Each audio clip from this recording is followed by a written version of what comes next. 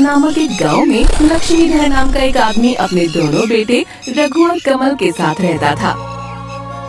बेटा, मुझे लगता है मेरा अब जाने का वक्त आ चुका है। तुम ये सारी जमीन आपस में बांट लेना और हमेशा मिलकर रहना। पिताजी 2 बीघा जमीन हमारे लिए छोड़कर जा रहे। इतनी सी जमीन में तो एक शौचालय भी ना बने, और इसमें से भी 1 बीघा जमीन इस रघु के बच्चे को भी देनी पड़ेगी। लक्ष्मीधर यहाँ मौत से लड़ रहा था और इधर कमल को सिर्फ जमीन का लालच था। ऐसा मत कहिए पिताजी, मुझे हमेशा आपके साथ ही रहना है। बेटा, लगता है मेरा समय आ चुका है। तुम दोनों अपना ख्याल रखना। ये कहकर लक्ष्मीधर उन दोनों को छोड़कर हमेशा के लिए चला जाता है। पिताजी, आप हमें छोड़कर नहीं जा सकते पिताजी। लक्ष्मीधर का अंतिम संस्कार हो जाने के बाद एक दिन कमल रघु से बोलता है, देख रघु, पिताजी हमारे लिए केवल 2 बीघा जमीन छोड़कर गए। हम दोनों 1-1 बीघा जमीन बांट लेंगे। और हाँ, खेत के बाजू में जो आम का पेड़ है वो सिर्फ मेरा है। लेकिन भैया, उस पर तो हम दोनों का हक होना चाहिए ना? अरे नहीं, वो सिर्फ मेरा है। मैंने ही उस पेड़ को लगाया था और उसके आमों पर भी मेरा ही हक है। लेकिन भैया, उसको मैं रोज पानी देता हूँ। इस हिसाब से मुझे आधे आम मिलने चाहिए। मैंने तुझसे थोड़ी कहा था पानी देने को। वो पेड़ सिर्फ मेरा है। फिर वो दोनों भाई आपस में लड़ने लगते हैं। इसका फैसला तो अब मुखिया जी ही करेंगे। हाँ, मैं डरता थोड़ी हूँ मुखिया से। चलो चलते हैं मुखिया के पास।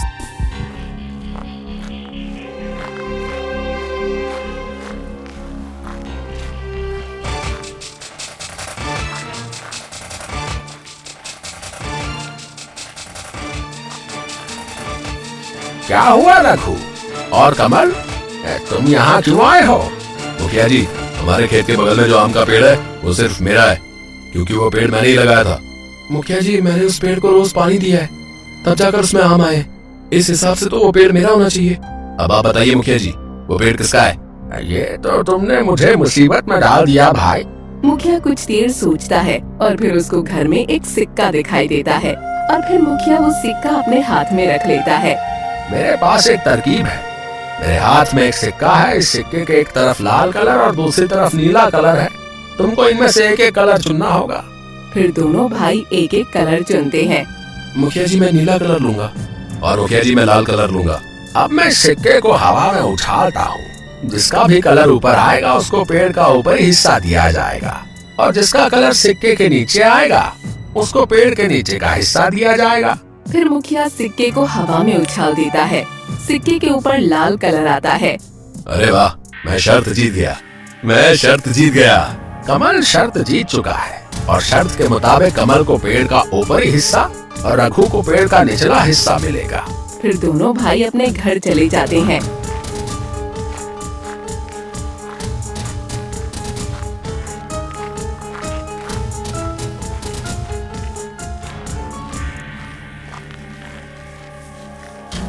देख रघु, इस आम का ऊपरी हिस्सा मेरा है, इसलिए इसके आम पर सिर्फ मेरा हक है, और शर्त के मुताबिक तुझे इसके निचले हिस्से में पानी देना होगा।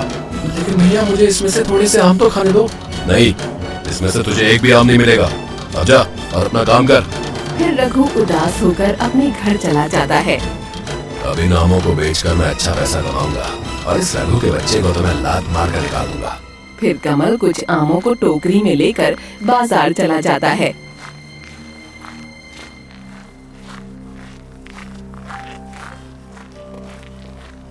तभी कमल एक आम के व्यापारी से बोलता है, अरे भैया जी, आप आम खरीदेंगे क्या? तभी व्यापारी उन आमों को देखकर बोलता है, आम तो तुम्हारे बहुत ही बड़े और अच्छे दिख रहे हैं। इन आमों के तुम्हें बहुत ही अच्छे दाम मिलेंगे। मुझे ये सारे आम दे दो। कमल वो सारे आम उस व्यापारी को दे देता है और उसके बदले उसको अच्छे पैसे मिलते हैं। उन सारे आमों को बेचकर कमल घर चला जाता है।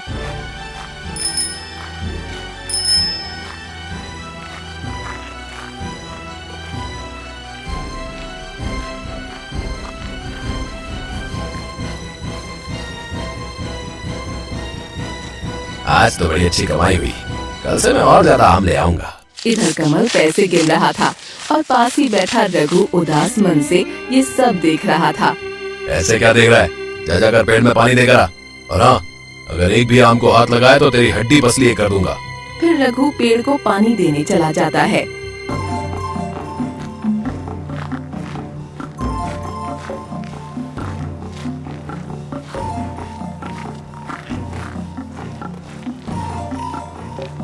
अगर मैं इसमें से एक आम खा लूं तो भैया को क्या ही पता चलेगा। रघु जैसे ही एक आम खाने लगता है तभी वहाँ कमल आ जाता है। रघु, तेरी ये मजाल, तूने मेरे आम को हाथ कैसे लगाया?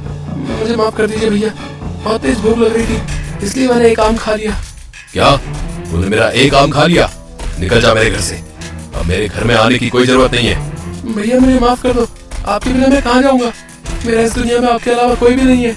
अरे कहीं भी जा, जैसे क्या, लेकिन अब मेरे घर में आने की कोई जरूरत नहीं है। फिर कमल रघु को धक्के मारकर घर से बाहर निकाल देता है और रघु भटकता हुआ एक जंगल में चला जाता है।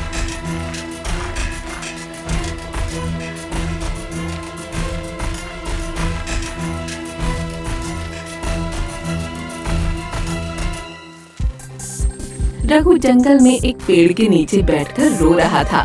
तभी वहाँ पर एक साधु बाबा आ जाते हैं और उससे पूछते हैं, क्या हुआ बेटा, तुम रो क्यों रहे हो? क्या परेशानी है तुमको? बाबा जी, मेरा इस दुनिया में मेरे भैया के अलावा कोई भी नहीं है और आज उन्होंने भी मुझे इस घर से निकाल दिया। मैं सब जानता हूँ बेटा, तुम्हारे पास एक आम का पेड़ है जिसका निचला सिरा तुम्हारे पास है और ऊपरी सिरा तुम्हारे भाई के पास। हाँ बाबा जी, लेकिन अब मैं उस निचले सिरे का क्या करूँ? उसमें तो सिर्फ मैं पानी ही डाल सकता हूँ। इस समस्या का मेरे पास एक हल है, सुनो। फिर बाबा जी ने रघु के कान में वो सारी बात बताई। मैं समझ गया बाबा जी, मैं आपके बताए अनुसार ही करूँगा। फिर रघु बाबा जी को प्रणाम कर वहाँ से चला जाता है।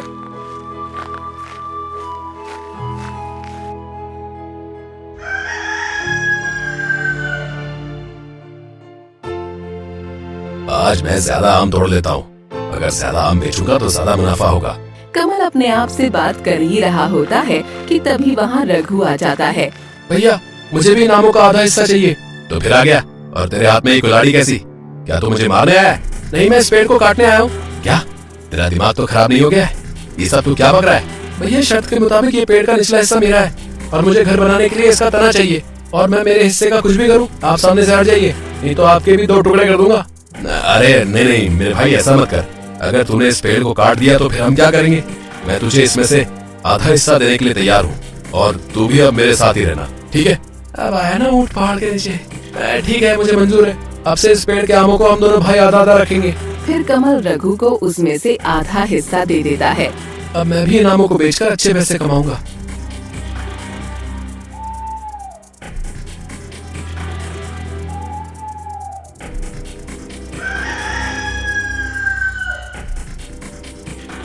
अगले दिन दोनों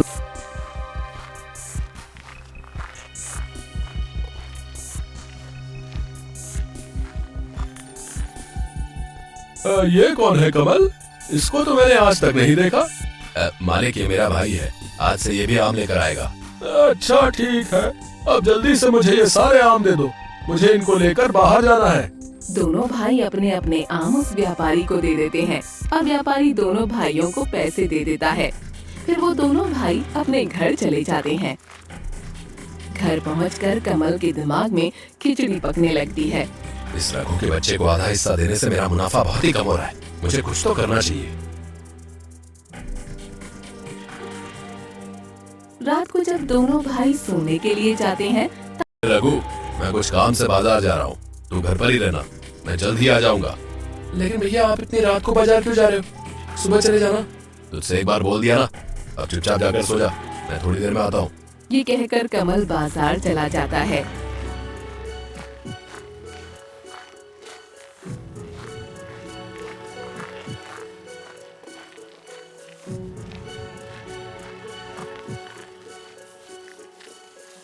धीरज भैया, कैसे हो? बस भैया, सब ठीक है। तो ये यहाँ कैसे आना हुआ?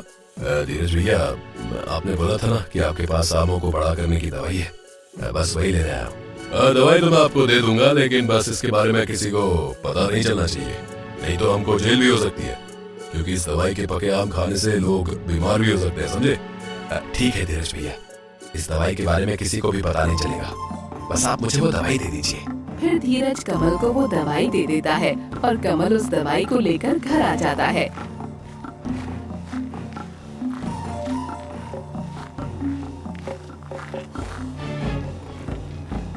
रघु अभी सो रहा है, मैं चुपके से ये दवाई अपनी टोकरी के आमों में मिला देता हूँ, कल तक ये सारे आम बड़े हो जाएंगे। और मेरा मुनाफा दोगुना हो जाएगा। फिर कमल उन सभी आमों में वो दवाई मिला देता है। अब आएगा ना मजा। मेरा नाम कमल है। मैंने अच्छे अच्छों को कीचड़ में डुबोया है।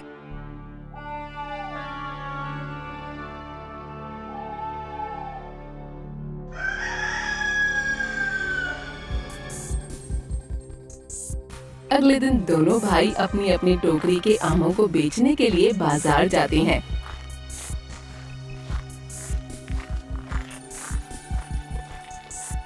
सबसे पहले रघु अपने आमों को व्यापारी को तोलने को देता है।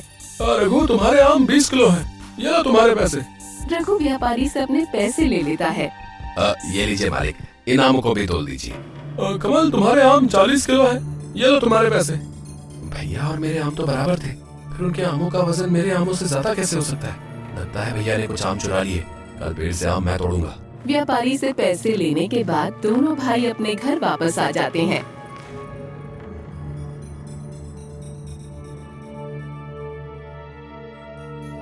आज तो मुझे रघु से दूना मुनाफा हुआ है। अब मैं रोज इस दवाई को अपने आमों में मिलाऊंगा। फिर दोनों भाई अपने पेड़ पर आम तोड़ने के लिए चले जाते हैं। भैया, आज पेड़ से आम मैं तोड़ूंगा और आप नीचे रहकर इन आमों को टोकरी में भरना। ठीक है रघु, तू ऊपर चढ़कर आम तोड़, मैं नीचे रहकर आमों को टोकरी में भरता हूँ। फिर दोनों भाई अपने अपने काम में लग जाते हैं। आमों की टोकरी भर जाने के बाद दोनों भाई अपनी अपनी टोकरी लेकर घर आ जाते हैं।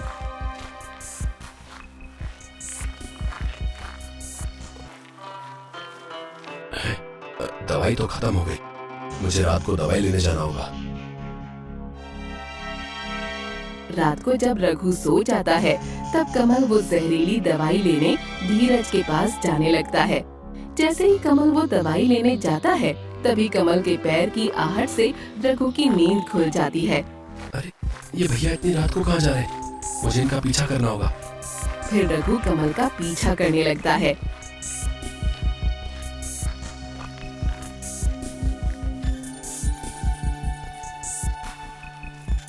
धीरज भैया, जल्दी से वो आमों को बड़ा करने वाली दवाई दे दो, नहीं तो कोई आ जाएगा। फिर धीरज वो दवाई कमल को देता है। रघु एक पेड़ के पीछे से ये सारा नजारा देखता है। अच्छा, तो ये बात है। भैया आमों को बड़ा करने के लिए इसमें जहरीली दवाई मिलाते हैं। फिर कमल वो दवाई लेकर घर आ जाता है। अब मैं जल्दी से ये दवाई इन आमों में मिला देता हूँ। जैसे ही कमल वो दवाई आमों में मिला रहा होता है कि तभी वहाँ रघु आ जाता है। भैया, आपसे ये उम्मीद नहीं थी। आपको पता है, इस जहरीले आमों को खाकर लोग बीमार हो सकते हैं और इन आमों से बीमारियां भी हो सकती है। रघु, तू अब मुझे मत सिखा कि मुझे क्या करना है और क्या नहीं। कमल रघु की एक नहीं सुनता और वो दवाई उन आमों में मिला ही देता है। भैया, आपने मुझे तो रोक लिया, लेकिन ऊपर वाला सब देख रहा है। अगले दिन दोनों भाई अपने आमों को लेकर बाजार जाते हैं। लाओ भाई, अपने आम जल्दी लाओ, मुझे देर हो रही है। फिर जैसे ही व्यापारी कमल के आमों को तौलता है तभी वहाँ पर एक इंस्पेक्टर अपने कुछ हवलदारों के साथ आ जाते हैं। हवलदार, गिरफ्तार कर लो इस व्यापारी को। इंस्पेक्टर की ये बात सुनकर कमल बुरी तरह डर जाता है। क्या हुआ इंस्पेक्टर साहब, आप मुझे क्यों गिरफ्तार कर रहे हैं? आमों में नशीली दवाई मिलाकर बेचते हो। तुम्हें पता है इन आमों को खाने से कितने लोग अस्पताल में भर्ती हैं? इंस्पेक्टर साहब, मैंने इन आमों में कोई नशीली दवाई नहीं मिलाई।